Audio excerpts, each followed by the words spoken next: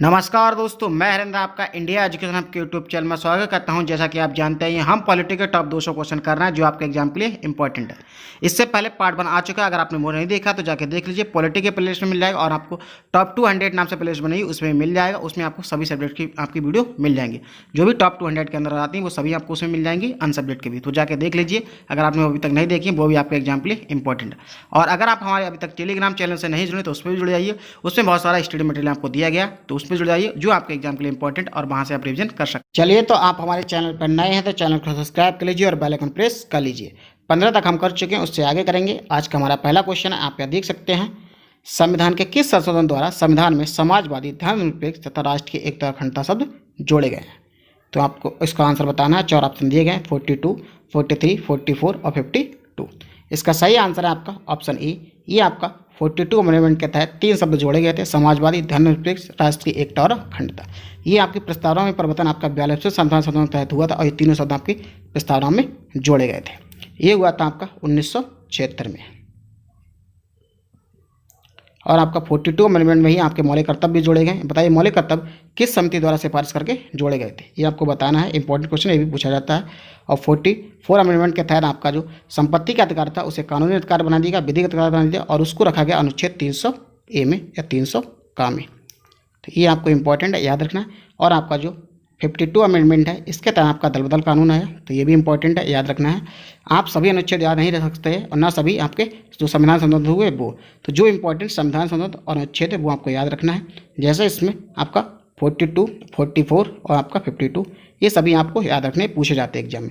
मैं वही आपके लिए बताऊंगा इसमें जो सबसे ज़्यादा पूछे जाते हैं और जो आपके एग्जाम के लिए इंपॉर्टेंट है। तो इसमें आपके सभी संविधान संशोधन लगभग याद हो जाएंगे और अनुच्छेद जो आपके लिए एग्जाम के लिए इंपॉर्टेंट है। मेरी कोशिश रहेगी सभी आपको याद करा दूँ, बार बार रिविजन करके। चलिए, अगला क्वेश्चन है, आप यहाँ देख सकते हैं। प्रारूप समिति के सामने प्रस्तावना किसने प्रस्तुत की? तो आप देख सकते हैं 4 ऑप्शन है, Sardar Patel, doctor BN Rao, doctor Bhimrao Ambedkar और डी ऑप्शन है आपका जवाहरलाल नेहरू। इसका सही आंसर है आपका ऑप्शन डी, जवाहरलाल नेहरू ने आपकी प्रारूप समिति के सामने प्रस्तावना पेश की थी। जो पहले आपकी उद्देश्य का थी, उद्देश्य प्रस्ताव था, वही आपकी बाद में प्रस्तावना बनी थी। सरदार पटेल आप जानते हैं भारत के पहले गृह मंत्री और इन्हें भारत की सभी देशी रियासतों को विलय करने में बहुत महत्वपूर्ण योगदान दिया था। इनका जन्म हुआ था 31 अक्टूबर को, जिस दिन राष्ट्रीय एकता दिवस मनाते हैं। और मैं आपको बता दूं 31 अक्टूबर को ही आपका जम्मू कश्मीर और लद्दाख 2 राज्य केंद्र शासित बने थे। इनके जन्म के ही दिन वो 2 अलग राज्य केंद्र शासित प्रदेश बने थे। ये इनके जन्म के दिन ही हुआ था, ये भी आप याद रखना। और 31 अक्टूबर, चलिए और बता दे रहा हूँ, 1984 को ही इंदिरा गांधी की मृत्यु हुई थी। तो 31 अक्टूबर के इतनी आपके भारतीय इतिहास में याद रखना है, ये इंपॉर्टेंट थी आपके लिए। BN राव भारतीय संविधान के सलाहकार थे। BN राव। डॉक्टर अंबेडकर आपके प्रारूप समिति के अध्यक्ष थे, ये आपको याद रखना है। चलिए, अगला क्वेश्चन है हमारा। 26 जनवरी 1950 जब भारत का संविधान लागू हुआ था तब भारत को आगे 4 स्टेटमेंट दिए गए हैं, आपको बताना है। लोकतांत्रिक गणराज्य घोषित किया गया था, प्रभुत्व संपन्न लोकतांत्रिक गणराज्य घोषित किया गया था, प्रभुत्व संपन्न धर्मनिरपेक्ष लोकतांत्रिक गणराज्य घोषित किया गया था, प्रभुत्व संपन्न समाजवादी धर्मनिरपेक्ष लोकतांत्रिक गणराज्य घोषित किया था। तो क्या था? प्रभुत्व संपन्न आपका सॉवरेनिटी होता है। तो इसका आंसर आपको बताना है क्या है। 1950 की बात कर रहा है, 26 जनवरी 1950। और आपको इसमें दिख रहे होंगे समाजवादी और धर्मनिरपेक्ष, ये आपको मैंने बताया आपकी 42 अमेंडमेंट के तहत भारतीय संविधान में जोड़े गए थे, जो आपका 1976 में हुआ था। तो जिस आपके ऑप्शन में ये दोनों शब्द हैं तो वो आपके ऑप्शन गलत होंगे। तो आपका ऑप्शन C और D इसका नहीं होगा। ऐसे आप एग्जाम में भी अपने ऑप्शन एलिमिनेट कर सकते हैं किसी क्वेश्चन को। तो आपको आंसर अगर नहीं आ रहा है डायरेक्ट तो पहुंच सकते हैं आंसर के क्लोज तक, इस तरीके से आप। तो अगले हमारे 2 ऑप्शन बचते हैं, ऑप्शन A और B। इसमें देख सकते हैं आप, प्रभुत्व संपन्न लोकतांत्रिक गणराज्य घोषित किया गया था। इंडिया आज़ाद हो गया था 1947, उसके बाद एक प्रभुत्व संपन्न देश वो बन गया था, सॉवरेनिटी देश कंट्री था हमारा। तो इसका आंसर आपका ऑप्शन भी सही है, प्रभुत्व संपन्न लोकतांत्रिक गणराज्य घोषित किया गया था आपका। चलिए, अगला क्वेश्चन है हमारा।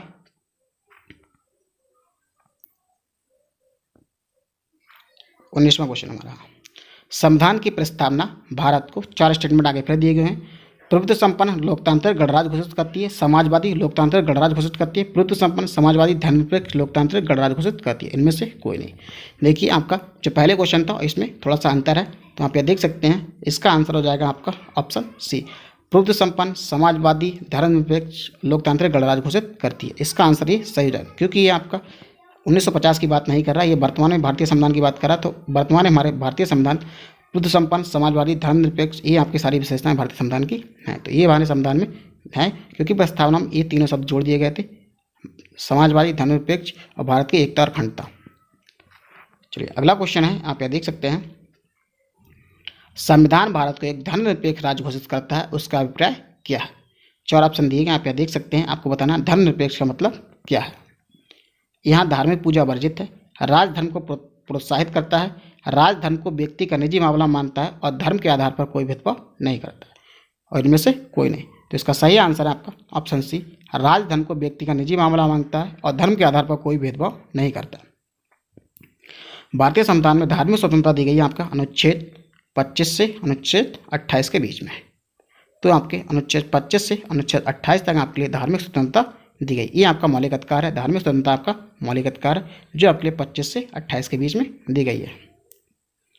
चलिए अगला क्वेश्चन है हमारा,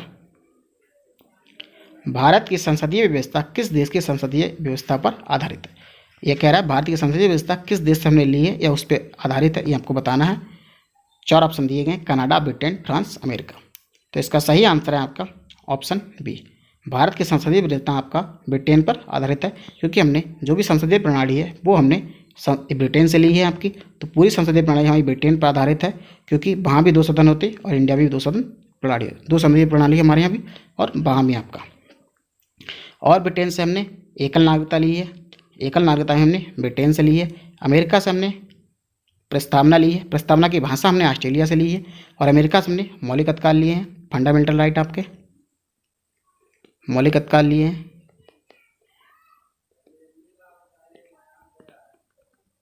और आपको याद रखना है, अमेरिका से जब भी बात हो न्याय की तो मोस्टली चीज़ें हमने अमेरिका से ली हैं, चाहे वो न्यायिक पुनरावलोकन हो यानी जुडिशियल रिव्यू हो या आपका न्याय की स्वतंत्रता हो, तो वो सभी चीज़ हमने अमेरिका से ली है। और जब भी आपकी संसद की बात हो तो मोस्टली चीज़ें हमने ब्रिटेन से ली हैं। तो ये चीज़ें आपको याद रखना है। चलिए अगला क्वेश्चन है हमारा, भारत का संविधान विशेषता क्या है बताना है, कठोर है, लचीला है, कुछ कठोर कुछ लचीला, इनमें से कोई नहीं। तो इसका सही आंसर है आपका ऑप्शन सी, कुछ कठोर और कुछ लचीला है। चलिए अगला क्वेश्चन है हमारा, भारत राज्य के नीति निर्धारक सिद्धांतों को किस देश से संविधान से ग्रहण किया गया? बताना है जो भारतीय संविधान में नीति निर्देशक तत्व हैं वो किस देश से हमने लिए हैं, आपको बताना है। इसके 4 ऑप्शन है, दक्षिण अफ्रीका, आयरलैंड, जर्मनी, उपरोक्त सभी। तो इसका सही आंसर है आपका ऑप्शन बी, आयरलैंड से हमने आपके नीति निर्देशक तत्व लिए हैं। तो इसका आंसर आपका ऑप्शन बी सही है। दक्षिण अफ्रीका ने हमें संविधान संशोधन की प्रक्रिया ली है। और जर्मनी से हमने आपका जो आपके इमरजेंसी के टाइम में आपके मौलिक अधिकार का स्थगन है या suspension of the fundamental rights in emergency, तो वो हमने जर्मनी से लिया है आपका। आयरलैंड से आपको बताया आपने नीति निर्देशक तत्व लिए गए हैं। तो ये आपको याद रखना है कि हमने विदेशी दोस्तों में से किस देश से क्या लिया, यहाँ से इंपॉर्टेंट है, एग्जाम में काफ़ी बार क्वेश्चन पूछे गए। तो एक बार आप सभी पढ़ लीजिए तो आपके एग्जाम के लिए काफ़ी हेल्पफुल रहेंगे। चलिए अगला क्वेश्चन है हमारा, संविधान निर्माताओं ने कौन सा लक्षण अमेरिका के संविधान से ग्रहण किया है? देख सकते हैं आप, 4 ऑप्शन दिए गए, न्यायिक समीक्षा, मौलिक अधिकार, सर्वोच्च न्यायालय के न्यायाधीशों को पद से हटाने की विधि, उपरोक्त सभी। तो इसका सही आंसर है आपका ऑप्शन डी, उपरोक्त सभी। जितनी भी चीज़ें ऊपर दी गई वो सभी हमने अमेरिका के संविधान से ग्रहण की है। आप यहाँ देख सकते हैं, मौलिक अधिकार भारतीय मूल संविधान में भी थे, लेकिन अमेरिका के मूल संविधान में मौलिक अधिकार नहीं थे। अमेरिका के 1776 में आज़ाद हुआ था, 1789 में इसका संविधान लागू हुआ था और 1791 में अमेरिका की बात हो रही है, इसने मौलिक अधिकार अपने संविधान में जोड़े थे। तो अमेरिका के जो मूल संविधान था उसमें मौलिक अधिकार नहीं थे, लेकिन इंडिया के मूल संविधान में मौलिक अधिकार थे। अमेरिका ने अपने संविधान में 1751 में मौलिक अधिकार जोड़े थे। इंडिया के मूल संविधान में मौलिक कर्तव्य नहीं थे, वो आपके 42वें संविधान के तहत जोड़े गए थे मौलिक कर्तव्य। तो ये आपको याद रखने कुछ इंपॉर्टेंट पॉइंट है, मौलिक अधिकार मौलिक कर्तव्य के बीच व्यक्ति कन्फ्यूज हो जाता है, तो दोनों बता दिए मैंने। ये सभी चीज़ें आपकी जो जुडिशियल रिव्यू थी मैंने बताई आपकी, और मौलिक अधिकार थी वो हमने अमेरिका से लिए और अमेरिका से ही हमने आपकी प्रस्तावना ली है। चलिए अगला क्वेश्चन है हमारा, भारतीय संविधान का कौन सा भाग प्रेस की स्वतंत्रता को सुनिश्चित करता है? 4 ऑप्शन दिए गए, आर्टिकल आपका 21 है, 20 है, 19 है, 18। तो बताना है कौन सी प्रेस की स्वतंत्रता को सुनिश्चित करता है। इसका आंसर है आपका ऑप्शन सी, आपका अनुच्छेद 19 है, वो प्रेस की स्वतंत्रता को सुनिश्चित करता है। अनुच्छेद 19 में ही आपका 6 प्रकार की स्वतंत्रताएं दी गई हैं और उसमें आपका जो 19A है उसमें आपके बोलने की स्वतंत्रता है और इसी आर्टिकल के अंतर्गत आपको प्रेस की स्वतंत्रता दी गई है। 19B है आपका, 19B के तहत आपके लिए कोई भी सभा करने का अधिकार है बिना हथियारों के। और आपका 19C है, उसके तहत आपको संघ बनाने की स्वतंत्रता है। 19D है, देश में कहीं भी आवागमन करने की स्वतंत्रता है, आपको घूमने की स्वतंत्रता यानी कि। 19E है, उसके तहत आपको देश के किसी भी विभाग में निवास करने की स्वतंत्रता है। जम्मू कश्मीर उसका अपवाद था, लेकिन अब उसका आर्टिकल 370 हट चुका है, तो अब उसका अपवाद नहीं है। उसके बाद आपका F है, इसको हटा दिया गया। 19FG, आगे G है, इसमें आपका जो जीवन यापन करने की स्वतंत्रता है, आप कोई भी रोजगार चुन सकते हैं अपने जीवन यापन करने के लिए। तो ये 6 स्वतंत्रताएं आपको दी गई, यानी 6 आपके फ्रीडम दिए गए आर्टिकल 19 के तहत। और जिसमें आपका 19A है बोलने की स्वतंत्रता, उसके तहत आपके लिए प्रेस की स्वतंत्रता दी गई। ये आपको याद रखने हैं सभी। मोस्टली क्वेश्चन आपको पूछता है 19A से ही, ज़्यादा डीप में नहीं पूछा तो क्वेश्चन, नहीं तो आर्टिकल 19 से पूछता है। इसमें स्वतंत्रताएँ दी गई हैं आपको, जिसमें बोलने की स्वतंत्रता आपकी आर्टिकल 19 के तहत है। आर्टिकल 21 के तहत आपकी जीवन जीने की स्वतंत्रता है या जीवन का दैहिक अधिकार है, वो आपका आर्टिकल 21 है। और सबसे ज़्यादा पूछा जाता है 21 का। इसमें आपको 6 से 14 साल के बच्चे के लिए निःशुल्क शिक्षा का प्रावधान किया गया है। ये आपका शिक्षा का अधिकार है। आप बताइए, मैंने कल बताया था आपको शिक्षा का अधिकार, जो प्रीवियस वीडियो थी उसमें कब आया था, आपको बताना है किस संशोधन के तहत ये जोड़ा गया था। तो आपको बताना है, देखिए याद है कि नहीं। आर्टिकल 18, इसमें आपका उपाधियों का अंत कर दिया गया। जो भी उपाधि आपको दी गई वो कोई उपाधि नहीं रहेगी, सिर्फ आपको सेना की उपाधि या भारत सरकार द्वारा उपाधि दी जाएंगी, वही आपकी मान रहेगी। जैसे आपको पद्म भूषण या भारत रत्न दिए जाते हैं, तो वो उपाधि आपकी मान रहेंगी। बाकी सभी उपाधियों का अंत किया गया। ये आपको आर्टिकल 18 के तहत किया गया। चलिए बताइए आर्टिकल 20 में क्या है। चलिए अगला क्वेश्चन है हमारा, न्यायमूर्ति यूसी बनर्जी आयोग का गठन किया गया था। आपको बताना है यूसी बनर्जी आयोग का गठन किस लिए किया गया था। 4 ऑप्शन है, गोधरा दंगों की जांच के लिए, सिख दंगों की जांच के लिए, चारा घोटाला की जांच के लिए, कोयला घोटाले की जांच के लिए। इसका सही आंसर है आपका ऑप्शन ए, ये आपका गोधरा दंगों की जांच के लिए बनाया गया था। चलिए अगला क्वेश्चन है हमारा, देश के सभी नागरिकों को एक विशिष्ट पहचान प्रदान करने की केंद्र सरकार की महत्वाकांक्षी योजना का क्या नाम है। 4 ऑप्शन दिए गए हैं, आधार, फोकस, परिवर्तन, इनमें से कोई नहीं। इसका सही आंसर है आपका ऑप्शन ए, आधार परियोजना है, जिसमें आपके आधार कार्ड बन रहे हैं और इसमें आपका 12 अंकों के विशिष्ट आपको आधार कार्ड की संख्या दी जाती है। विशिष्ट जो आपकी पहचान है वो आपकी विशिष्ट आधार संख्या होती है। इसमें आपके 12 अंक रहते हैं और ये आपकी शुरू हुई थी 2009 से। आधार कार्ड बनाने की प्रक्रिया आपकी 2009 से शुरू है, जो अभी तक चल रही है। चलिए आपका अगला क्वेश्चन है, आप यहाँ देख सकते हैं, किसी राज्य में अनुच्छेद 356 के अंतर्गत राष्ट्रपति शासन समानता कितनी अधिकतम अवधि के लिए लगाया सकता है। कितनी अवधि के लिए लगाया सकता है ये बताना है। ऑप्शन दिए गए 1 वर्ष, 2 वर्ष, 3 वर्ष, 6 महीने। तो इसका सही आंसर है आपका ऑप्शन सी, ये अधिकतम 3 वर्ष के लिए आपके लगाया सकता है। चलिए अगला क्वेश्चन है हमारा, जम्मू कश्मीर का संविधान कब लागू हुआ था। आपको पता है जम्मू कश्मीर आपका जो आर्टिकल 370 थी उसके तहत जम्मू कश्मीर के लिए अलग संविधान का प्रावधान किया गया था, लेकिन 5 अगस्त 2019 में हटा दिया गया। आपका 5 अगस्त 2019 में आपका आर्टिकल 370 खत्म कर दिया गया। तो अब जम्मू कश्मीर का अपना अलग संविधान नहीं है। पहले इसका अलग संविधान था जो लागू हुआ था आपका 26 जनवरी 1957 को। इसका आंसर आपका ऑप्शन ही सही है। और आपका 31 अक्टूबर के लिए मैंने आपके लिए पहले बताया था, 31 अक्टूबर 2019 के लिए जम्मू कश्मीर और लद्दाख 2 केंद्रशासित प्रदेश बना दिए गए हैं।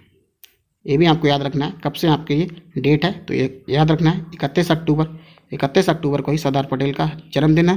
तो इसी दिन 31 अक्टूबर को ही प्रभावी हुआ, लागू हुआ, क्योंकि सरदार पटेल का जन्मदिन था, जो उन्होंने देश सभी जम्मू कश्मीर को विलय में महत्वपूर्ण योगदान दिया था। इसलिए 31 अक्टूबर को ही प्रभावी हुआ था। और 31 अक्टूबर 1984 को ही मैंने आपके लिए बताया था इंदिरा गांधी जी की मृत्यु हुई थी। तो 31 अक्टूबर आपके लिए भारतीय इतिहास में इंपॉर्टेंट डेट है, आपको याद रखनी है। चलिए आज का हमारा आखिरी क्वेश्चन है, आप यहाँ देख सकते हैं, संविधान के किस अंग में लोक कल्याणकारी राज्य की अवधारणा की गई है।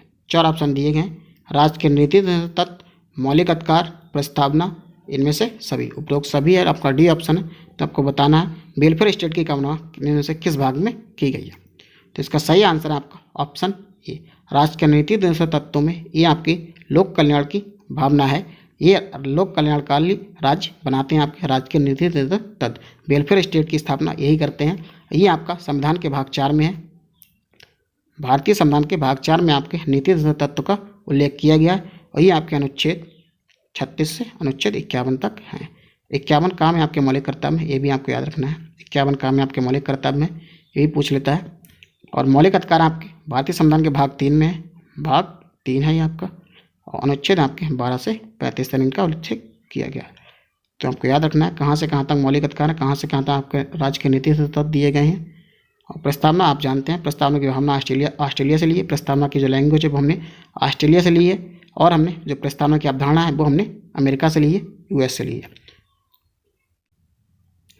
चलिए, तो इस वीडियो में इतना ही रखते हैं। आपका जो एक क्वेश्चन है इसका आंसर आपको कमेंट बॉक्स में बताना है, यहीं से हम आगे स्टार्ट करेंगे।